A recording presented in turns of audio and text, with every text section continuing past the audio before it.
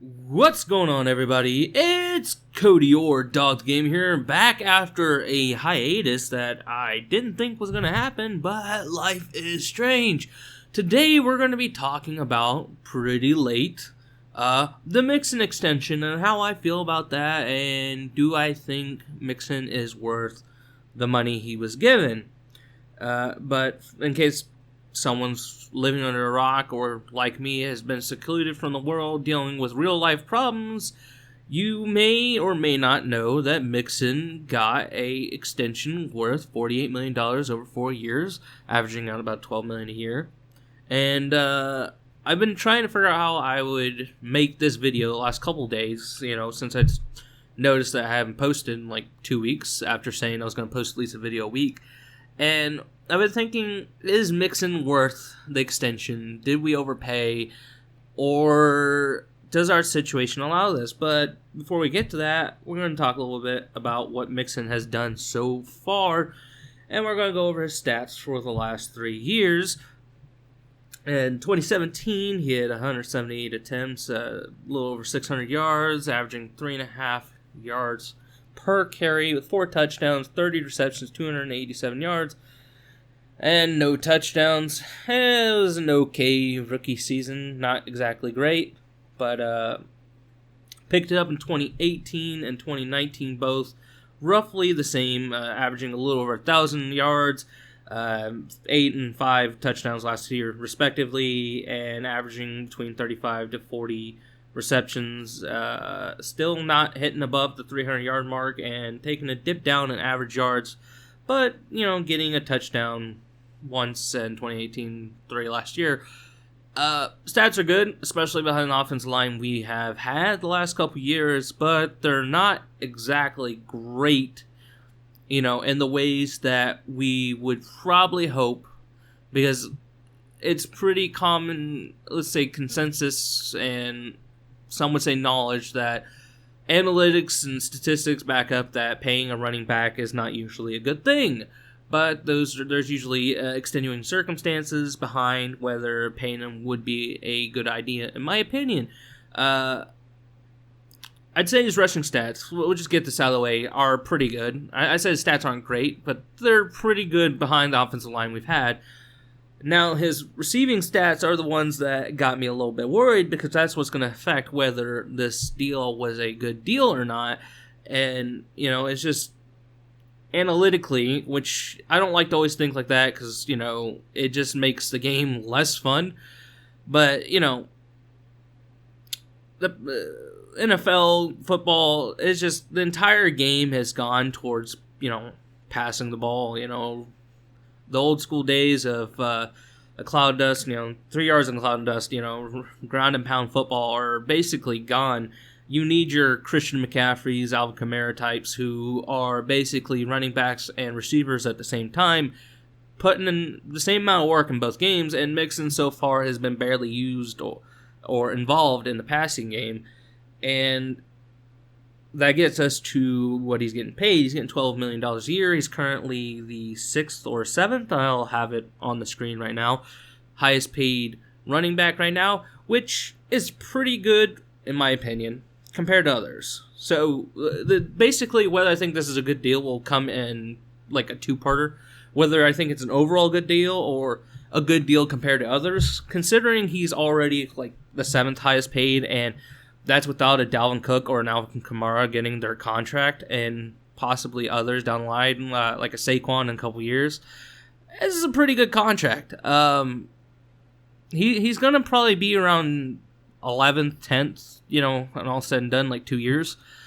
So if we're basing it on that, I think we definitely did something good in terms of, I think he has talent to be a top 3 running back in terms of pay, but he's only getting paid at, in the bottom 10, the bottom single digits, and probably the lower double digits in a year or two.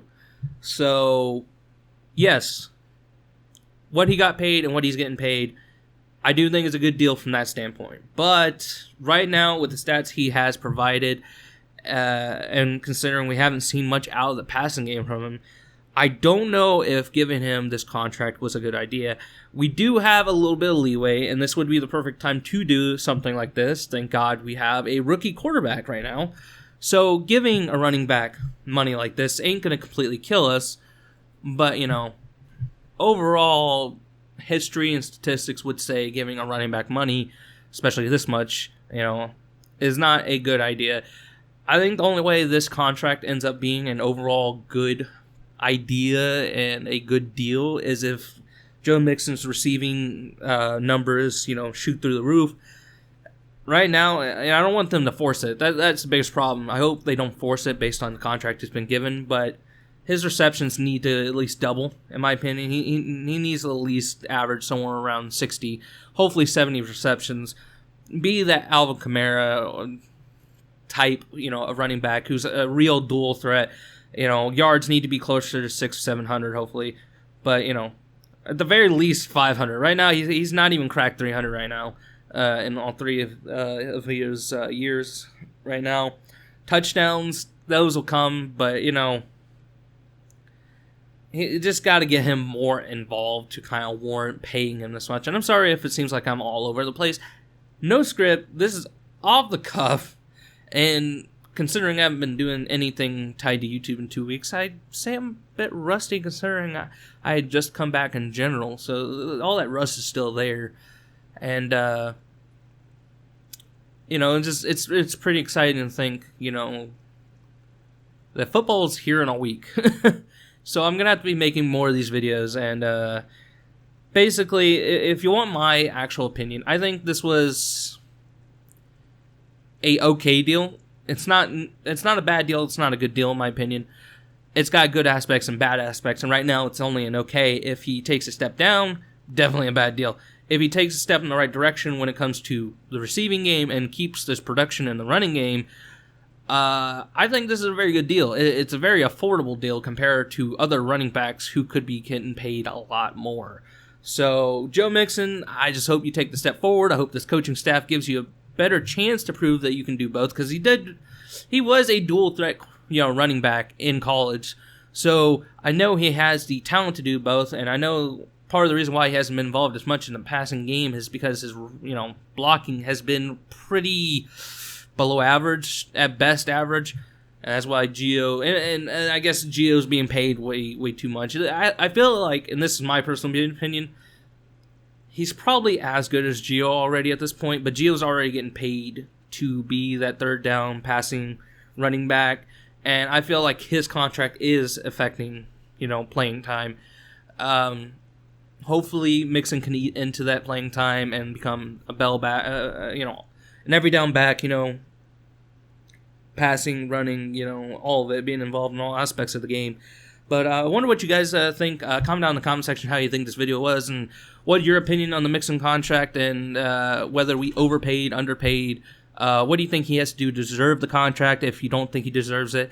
And, if you like the video, leave a like, comment, and subscribe to get notifications for my future videos, because the season is basically started and I'm going to be rolling out more videos, hopefully. I know I said recently that I was going to be making tons of videos, and I really haven't been, but the season's here, so if I'm going to be making videos, I got to be making videos. So anyway, I hope you guys enjoyed. I am Cody, or Dog the Gamer, and I hope you guys enjoyed. God bless, and Hoo Day.